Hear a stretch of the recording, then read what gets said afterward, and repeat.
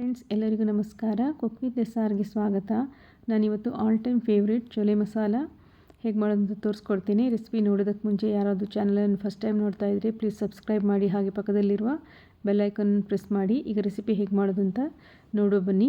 ನಾನಿಲ್ಲಿ ಕಾಬೂಲ್ ಕಡಲೆಯನ್ನು 10 ಗಂಟೆಗಳ ಕಾಲ ನೆನೆಸಿಟ್ಕೊಂಡಿದ್ದೆ. ನೀವು ಬೆಳಿಗ್ಗೆ ಮಾಡೋದಾದರೆ ರಾತ್ರಿಯೇ ಇದನ್ನು ನೆನೆಸಿಟ್ಕೊಂಡು ಬಿಡ್ಬೋದು. ಈಗ ಇದನ್ನೊಂದು ಕುಕ್ಕರ್ ಪಾತ್ರೆಗೆ ಹಾಕಿ ಬೇಯಲಿಕ್ಕೆ ಅಗತ್ಯ ಇರುವಷ್ಟು ನೀರನ್ನು ಸೇರಿಸಿ, ಒಂದು ಪಲಾವ್ ಎಲೆ, 3 ರಿಂದ 4 ಲವಂಗ, 1 ಇಂಚು ಚಕ್ಕೆ, 2 ಏಲಕ್ಕಿ, 1/4 ಸ್ಪೂನ್ ಅಡುಗೆ ಸೋಡಾ, 1 ಸ್ಪೂನು ಉಪ್ಪನ್ನು ಸೇರಿಸಿ ಮುಚ್ಚಳ ಮುಚ್ಚಿ 7 ರಿಂದ 8 ವಿಜಿಲ್ ಕೂಗಿಸ್ಕೊಳ್ಳಿ. ನಾನಿಲ್ಲಿ 3 ಮಧ್ಯಮ ಗಾತ್ರದ ಈರುಳ್ಳಿಯನ್ನು ಮಿಕ್ಸಿಗೆ ಹಾಕಿ ಪ್ಯೂರಿ ಮಾಡಿ ಇಟ್ಕೊಂಡಿದ್ದೇನೆ. ಹಾಗೆ 2 ಟೊಮೆಟೊ, 2 ಹಸಿಮೆಣಸು, ಸ್ವಲ್ಪ ಬೆಳ್ಳುಳ್ಳಿ, 1 ಇಂಚು ಶುಂಠಿಯನ್ನು ಸೇರಿಸಿ ಇದನ್ನು ಸಹ ಪ್ಯೂರಿ ಮಾಡಿ ಇಟ್ಕೊಂಡಿದ್ದೇನೆ. ಈಗ ಇದಕ್ಕೆ ಬೇರೆ ಯಾವುದೆಲ್ಲ ಇಂಗ್ರೀಡಿಯೆಂಟ್ಸ್ ಬೇಕು ಅಂತ ನೋಡ್ಕೊಳ್ಳುವ. ಸ್ವಲ್ಪ ಕಸೂರಿ ಮೇಥಿ, 1 ಇಂಚು ಶುಂಠಿಯನ್ನು ಉದ್ದಕ್ಕೆ ಹೆಚ್ಚಿಟ್ಕೊಂಡಿದ್ದೇನೆ. Amchur powder, black salt, garam masala, ಧನಿಯಾ ಪುಡಿ, ಜೀರಿಗೆ ಪುಡಿ, ಹಾಗೆ ಸ್ವಲ್ಪ ಖಾರ ಪುಡಿ. ನಂತರ ಒಂದು ಬಾಣಲಿಯಲ್ಲಿ 2 ದೊಡ್ಡ ಚಮಚ ತುಪ್ಪ, ಹಾಗೆ 1 ಚಮಚ ಎಣ್ಣೆಯನ್ನು ತಗೊಂಡಿದ್ದೇನೆ. ಇದು ಬಿಸಿಯಾದ ನಂತರ ಸ್ವಲ್ಪ ಜೀರಿಗೆ ಹಾಗೆ ಇಂಗನ್ನು ಸೇರಿಸಿ ನಾವು ಪ್ಯೂರಿ ಮಾಡಿಟ್ಕೊಂಡಂಥ ಈರುಳ್ಳಿಯನ್ನು ಸೇರಿಸ್ಕೊಳ್ಬೇಕು. ಇದನ್ನು ಹಸಿ ವಾಸನೆ ಹೋಗುವ ತನಕ ಚೆನ್ನಾಗಿ ಫ್ರೈ ಮಾಡಿಕೊಳ್ಳಿ.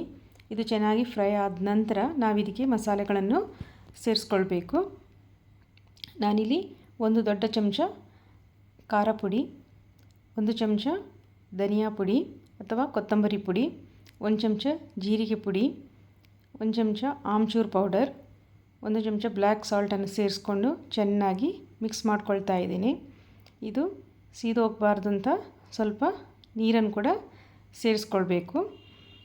ಕೆಲವೊಂದು ಸಲ ಮಸಾಲೆಗಳು ಹೈ ಫ್ಲೇಮಲ್ಲಿ ನಾವು ಹುರ್ಕೊಂಡ್ರೆ ಸೀದೋಗೋ ಚಾನ್ಸ್ ಇರ್ತದೆ. ಹಾಗಾಗಿ ನಾನಿಲ್ಲಿ ಸ್ವಲ್ಪ ನೀರನ್ನು ಸೇರಿಸ್ಕೊಳ್ತಾ ಇದ್ದೀನಿ. ಹಾಗೆ ಈಗ ಪ್ಯೂರಿ ಮಾಡಿ ಇಟ್ಕೊಂಡಂಥ ಟೊಮೆಟೊವನ್ನು ಸೇರಿಸ್ಕೊಂಡು ಚೆನ್ನಾಗಿ ಮಿಕ್ಸ್ ಮಾಡಿಕೊಳ್ಳಿ. ನಂತರ ಇದಕ್ಕೆ ಅರಿಶಿನ ಮತ್ತು ರುಚಿಗೆ ತಕ್ಕಷ್ಟು ಉಪ್ಪನ್ನು ಸೇರಿಸಿ ಒಂದು ಸಲ ಚೆನ್ನಾಗಿ ಕೈ ಆಡಿಸಿ ಮುಚ್ಚಳ ಮುಚ್ಚಿ ಸೈಡಲ್ಲಿ ಎಣ್ಣೆ ಬಿಟ್ಕೊಳ್ಳುವಷ್ಟು ಹೊತ್ತು ನಾವು ಇದನ್ನು ಚೆನ್ನಾಗಿ ಬೇಯಿಸ್ಕೊಳ್ಬೇಕು. ಈಗ ಕಾಬೂಲ್ ಕಡಲೆ ಬೆಂದಿದೆ ಅಂತ ಚೆಕ್ ಮಾಡ್ಕೊಳ್ಳುವ. ಇದು ಚೆನ್ನಾಗಿ ಬೆಂದಿದೆ ನೋಡಿ, ಸಾಫ್ಟ್ ಆಗಿದೆ. ಈಗ ಗ್ರೇವಿ ರೆಡಿಯಾಗಿದೆ ಅಂತ ನೋಡಿಕೊಂಡು ಇದಕ್ಕೆ ಸ್ವಲ್ಪ ಬಿಸಿ ನೀರನ್ನು ಸೇರಿಸ್ಕೊಂಡು ಚೆನ್ನಾಗಿ ಮಿಕ್ಸ್ ಮಾಡ್ಕೊಳ್ತಾ ಇದ್ದೇನೆ. ನಂತರ ಇದಕ್ಕೆ ನಾವು ಬೇಯಿಸಿಟ್ಕೊಂಡಂಥ ಕಡಲೆಯನ್ನು ಸೇರಿಸ್ಕೊಂಡು ಚೆನ್ನಾಗಿ ಮಿಕ್ಸ್ ಮಾಡಿ ಇದನ್ನು ಕುದಿಲಿಕ್ಕೆ ಬಿಡಿ. ಇದು ಕುದಿಯೋದ್ರೊಳಗೆ ನಾವು ಇದಕ್ಕೊಂದು ಒಗ್ಗರಣೆಯನ್ನು ರೆಡಿ ಮಾಡಿಕೊಳ್ಳುವ. ನಾನಿಲ್ಲಿ 1 ಚಮಚ ತುಪ್ಪ ಹಾಗೆ ಉದ್ದಕ್ಕೆ ಹೆಚ್ಚಿಟ್ಕೊಂಡಂಥ ಶುಂಠಿಯನ್ನು ಹಾಕಿ ಚೆನ್ನಾಗಿ ಫ್ರೈ ಮಾಡ್ಕೊಳ್ತಾ ಇದ್ದೇನೆ. ನಂತರ ಇದಕ್ಕೆ ಕಸೂರಿ ಮೇಥಿಯನ್ನು ಸೇರಿಸ್ಕೊಳ್ತಾ ಇದ್ದೇನೆ. ಹಾಗೆ ಗರಂ ಮಸಾಲೆಯನ್ನು ಕೂಡ ಇದಕ್ಕೆ ಹಾಕ್ಕೊಂಡು ಚೆನ್ನಾಗಿ ಫ್ರೈ ಮಾಡಿಕೊಳ್ಳಿ. ನಂತರ ಇದನ್ನು ನಾವು ಕುದೀತಾ ಇರುವ ಚೋಲೆಗೆ ಹಾಕ್ಕೊಳ್ಬೇಕು.